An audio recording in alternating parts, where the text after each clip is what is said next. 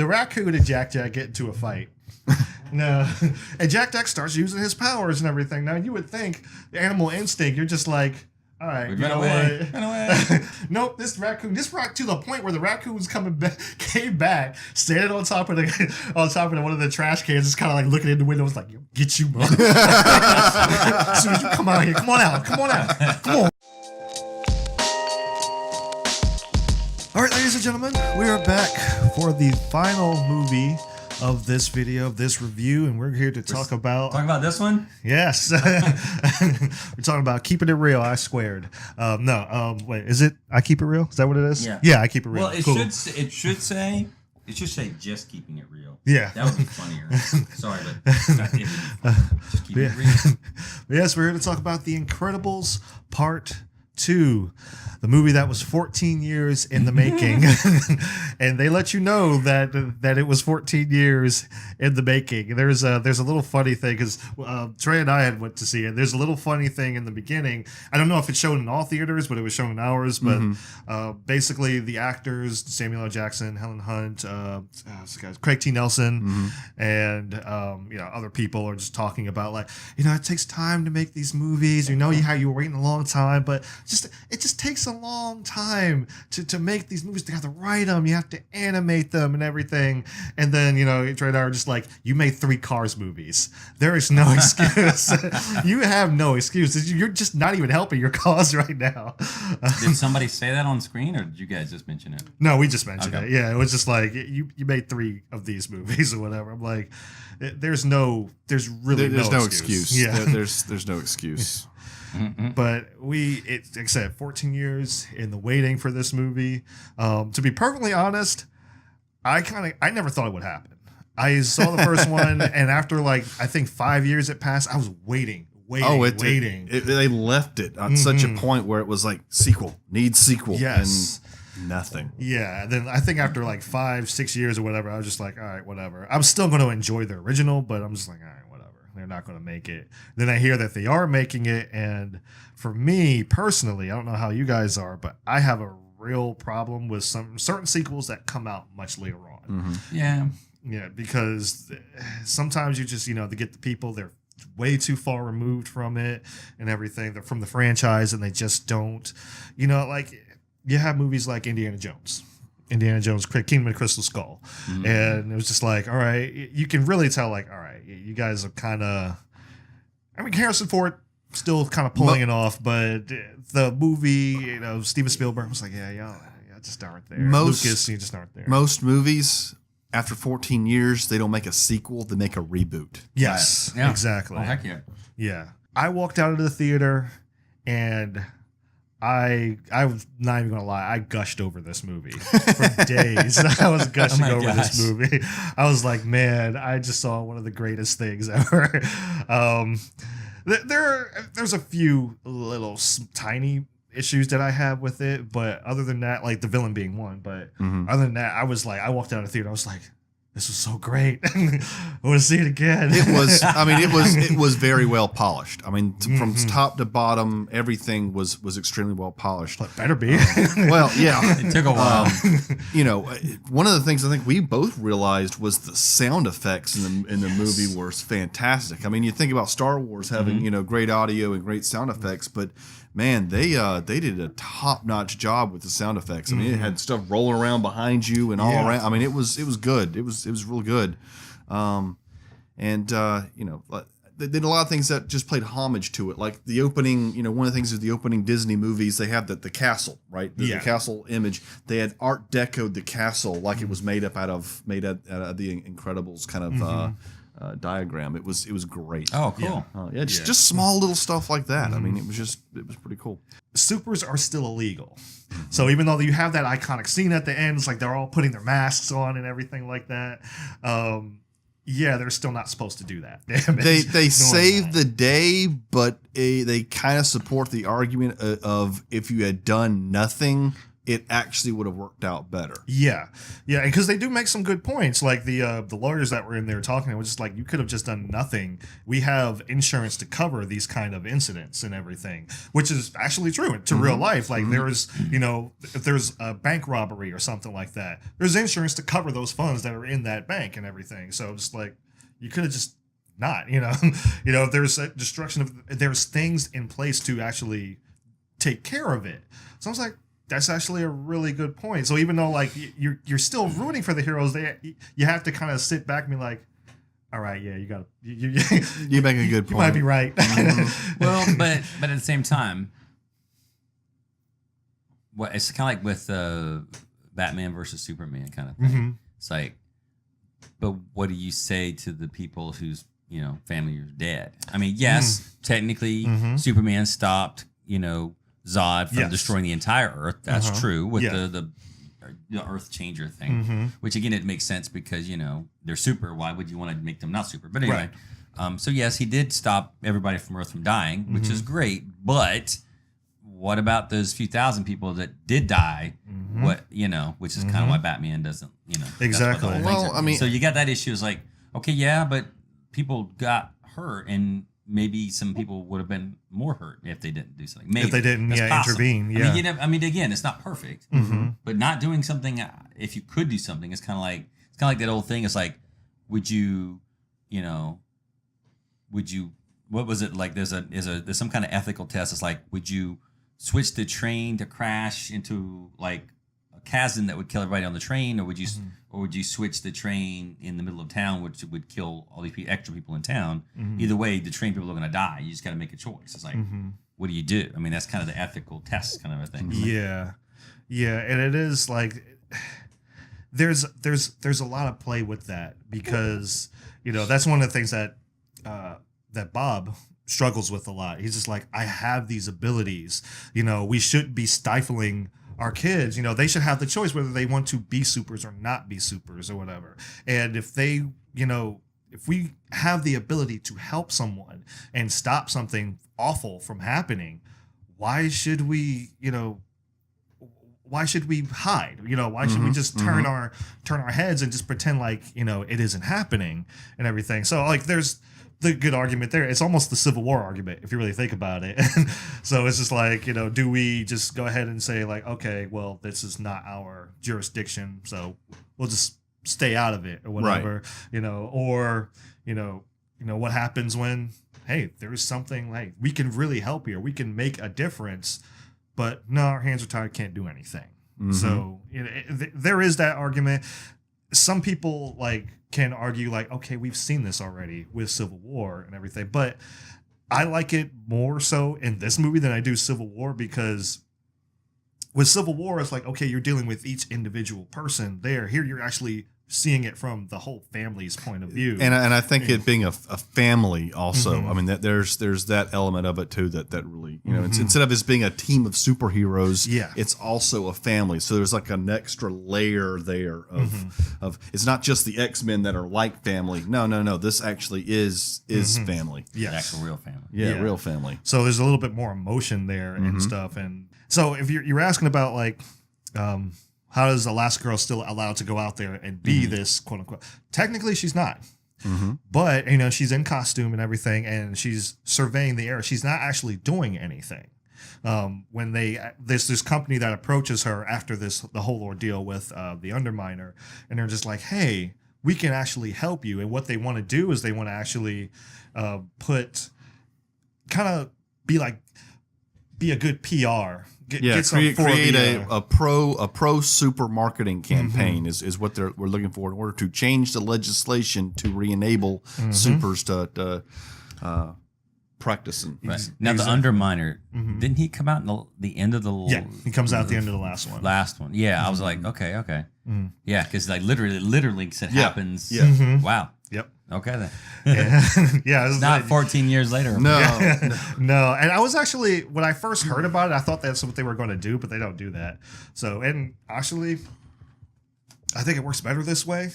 But I mean, it probably could have worked either way. But it just goes back into the writing and how they actually wrote it and everything. I think starting it right at the end of the last one was probably the better way to go. I think you can. It's animated, so you don't have to have the kids grow up if you don't want to. So you can work it. The Simpsons. So. Exactly. So there's this company that they approach all three of them. Like they approach Mr. Incredible, Elastigirl, and Frozone. Mm-hmm. And they're like, hey, we can make you guys look good in the eyes of the public again. We can get this campaign going. We can, get that law repealed so you don't have to be in hiding all the time. Like, we can help you. And what they do is, like, they put her right on the cusp of it. It's like, okay, she's not allowed to not be in costume. Mm-hmm. So they make a new it's funny, they actually do like make a new costume for her, and she's like, but it's black. She's like, I'm not dark and edgy, come on now. And then I'm just like, really, you're making a stab at DC right now?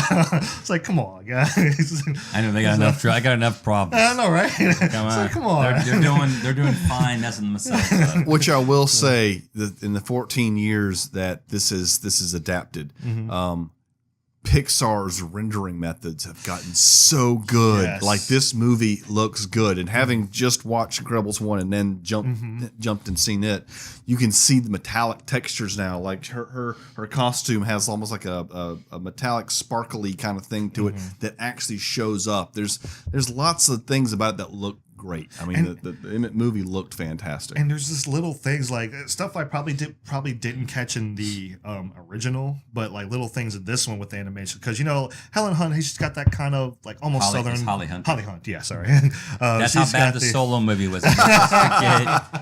Names, but like she has that southern twang a little bit, and kind of talks out of the side. They have Elastigirl talk that way. Yeah. And I was like, that's really neat. Like, it was something like I didn't catch in the first one, and I don't know if they actually did in the first one, but you can really see it's like really defined. Like, she usually talks like kind of like out of the side of her mouth. Like, that's a nice little detail. Yeah, I think they started doing that more and more in for animated and for like aliens and characters and stuff. They try to make the character look more like the actor. Oh yeah, they can do the facial capture. Yeah, they do that. So you get that. Yeah, so you will see, like, even if it's an alien, there'll still be some facial kind of like they'll go with that actor's face if it's a long face. Avatar.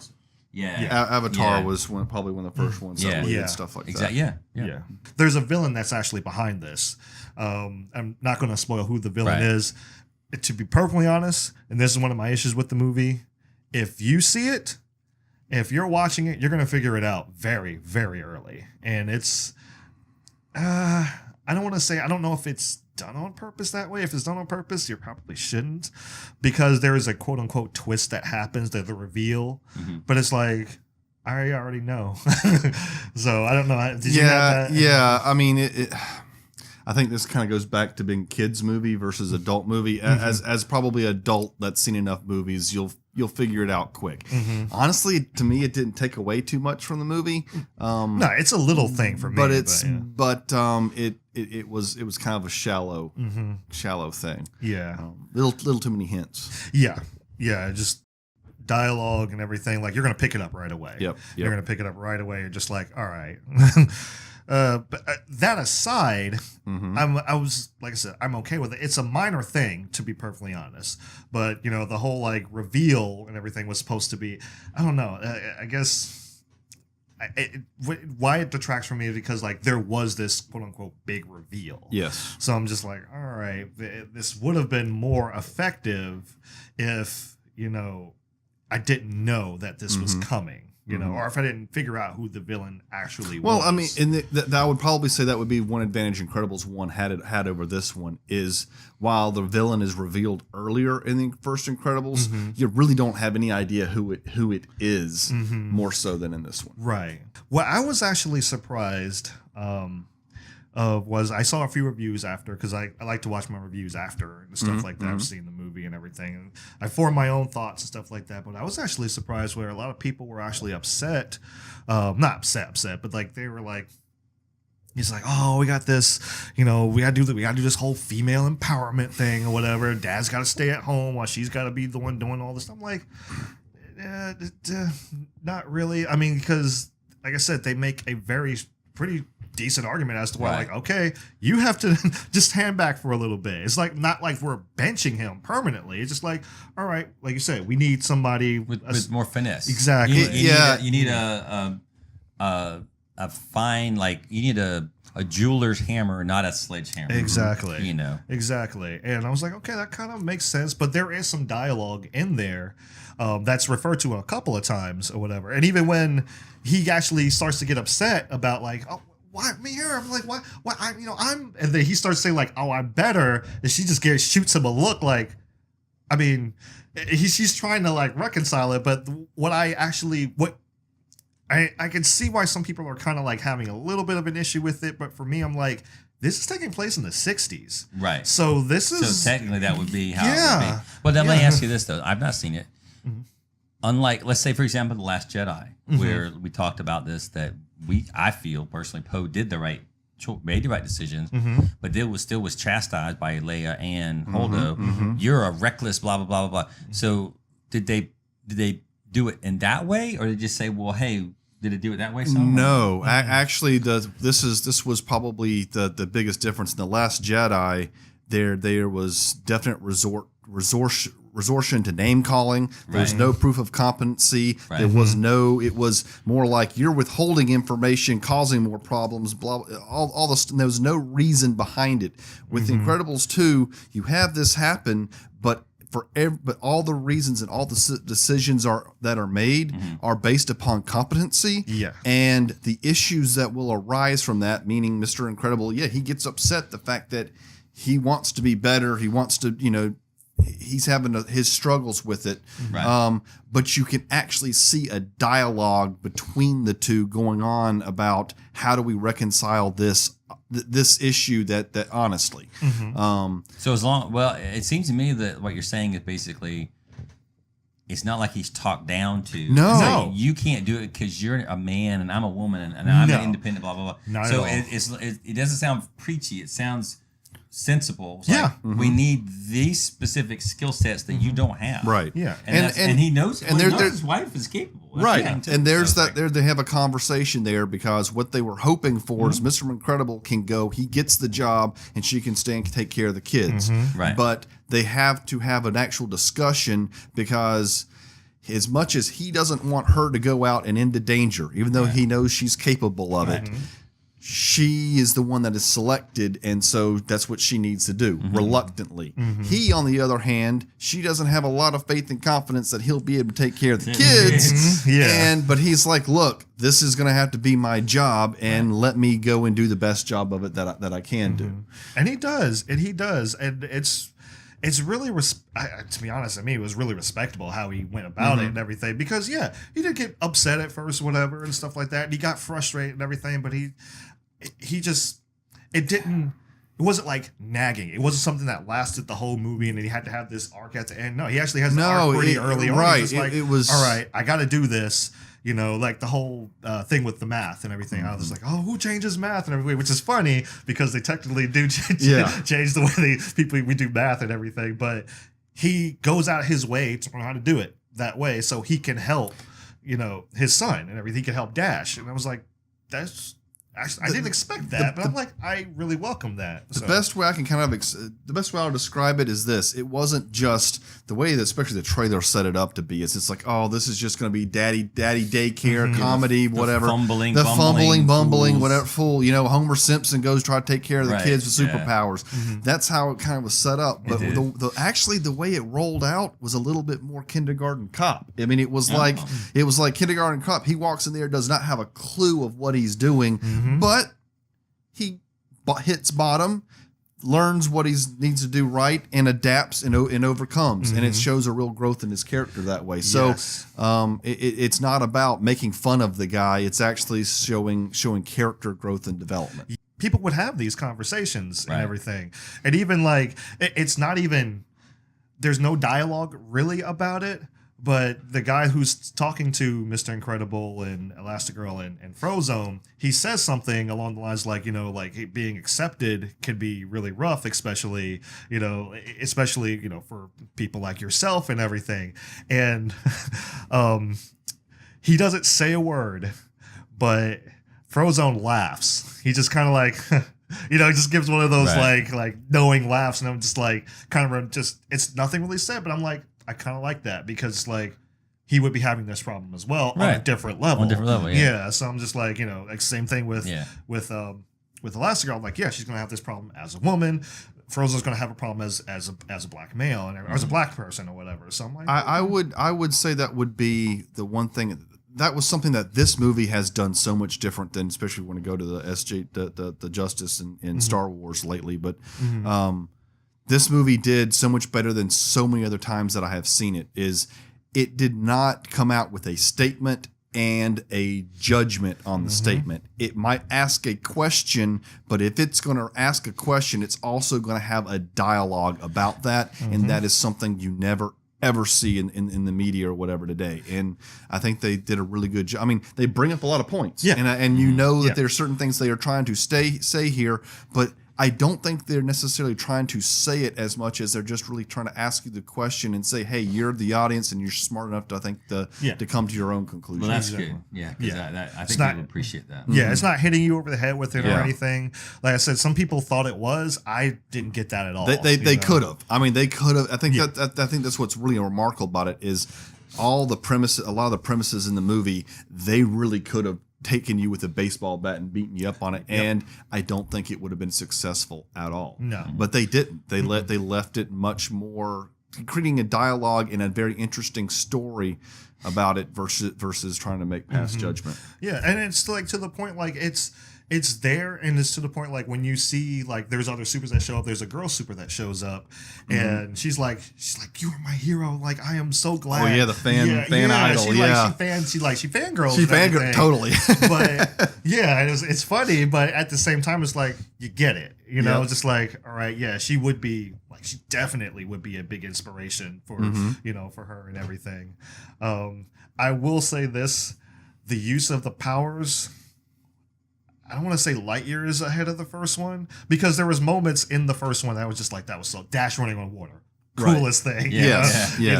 And there is a fight scene that goes on between Violet and I can't remember her name now. I got to look it up. Void. That's her name. Void. Yes. Yeah, that's her name. And they have this battle, like her and it is awesome, dude. I'm like, this is probably close to rivaling that because like, okay, the Nightcrawler. I was like, this was really cool because they eventually like they're by some means, not going to spoil how, they become bad people like the other supers, and they have to battle with the kids and everything. And it's like, that's because Jack's running. All she does is she creates a void. She creates a portal, and he's just repeatedly running through the house. And that was really cool. But I think the fight between her and Vi was like, because she would create a force field. She'd like do a portal. She'd fall out of the force field and everything. I was like, that is actually really neat. Yeah. And like he said, some of the sound design was great because every time, like I have a tell when I'm watching a movie and I'm tense, I'll start to pinch this pressure point. I don't know why, but I pinched this pressure point like right here, and I was getting really tense at times because with animation, like you were telling me earlier, they don't have to pull punches or anything. When they get hit, they could do the whole deformation in the face and everything. Like they're really getting hit, and like some of the hits were hard, man. Like it was just, I kind of compared it to Captain America Winter Soldier to a certain degree, but I think it's actually a little bit more, it gets a little bit more intense than that. Not as violent as that, but just intense. There's something that happens to the villain, and technically, like we saw it, and I'm just like, oh, that was a harsh way to go. We thought the villain was dead. Yeah. I mean, it was that was probably the most. It's like, dang, that was cold. That's probably the most harsh form of violence that you see in the movie. We're just like, oh, she's dead. I mean, that was like, I mean, that was Daniel Craig Bond. Cold. I mean, it was it was pretty harsh. And technically, I'm still like kind of standing by, like, she should have been, and I think she was until somebody was just like, oh no, and then, no. This is still for kids now. It's like, we gave you Syndrome in the first one. Yeah, sucked into an airplane. Yeah, I was like, okay, we gave you that in the first one, but no, not like that. Was it a wood chipper? Was that? Was it a wood chipper? No, Okay. no. That's a bit harsh. Yeah, That is a bit harsh. And Freestyle, it's in the moment. It's like if I were to say it, it doesn't sound as bad. No. But it's when you see it. it. It's like, oh, whoa. And you're like, yeah, she's dead. It should be. She should be, but I think like someone saw it and was just like, no, we can't have that. So I think that's what probably happened. Oh man, Jack almost stole the show for after a while. Yes. Though. Yeah. Oh my God, him and that raccoon. Yeah. Yeah. There's this raccoon now. There's a raccoon in it. I definitely have to see it now. It's a raccoon. This raccoon. And he'd give Rocket a run for his money. I mean, it's And by saying that, my wife would probably want to see this with a raccoon in it. The raccoon and Jack get into a fight. No. And Jack starts using his powers and everything. Now, you would think the animal instinct, you're just like, all right, you know what? I'm kind of done here. It's like, all right, this is a little bit much. I'm kind of done. I'm probably not. Nope, this raccoon to the point where the raccoon was came back, standing on top of one of the trash cans, just kind of like looking in the window, was like, yo, get you, bro. As soon as you come out here, come on out. Come on. So, I mean, it's funny, but at the same time, I'm like, come on, man. Like, raccoon, I'm just like, you should know. Animal instinct, like, run. Something at you. I mean, I'm a human being. I see a baby doing that, I'm running. If I seen a raccoon at my window go, I'm going to take you out, I probably would move away too. Let's be honest with you. You all right? Okay. I almost got a spit take there. You should appreciate that. This summer's actually been pretty good for at least the superhero genre of movies or whatever. And this one, to me, it's just like, this one really topped it. This one, like, it fired on nearly all cylinders. Like I said, the villain was probably the biggest thing, and that's not even like a real big thing. You know, like I said, I got out of this movie, I'm like gushing. I texted him, like, what was it, the day after or something? Yeah. And I was like, man, I think this is my favorite superhero movie of this year. I think you've just been dwelling on it for the last 12 hours. Yeah, because I do that. I try to like process it and just like, okay, take my time, think about it. I'm like, what did I really see that was really wrong? What did I really see that was wrong? I'm like, man, like they didn't do a whole lot that was really wrong. I didn't see much of polished. anything. I mean, it was polished. Sort of like when you're talking about Deadpool 2 and some of the jokes, Guardians and the jokes or whatever. No, they Pixar has their comedic timing down flat. So they literally like got rid of all the ones that didn't work, and these pretty much all work. Yeah, so that's pretty cool. It was good. Yeah. And the action sequences, like you were saying, creative, great, good camera angles. I mean, just you could tell they spent their time going over this movie with a fine tooth comb. Yeah, it is one of those things. Like, well, you really think it took about a few years, right? Yeah, I mean, they took all four. No, they didn't take all four. There's no way, but they took their time.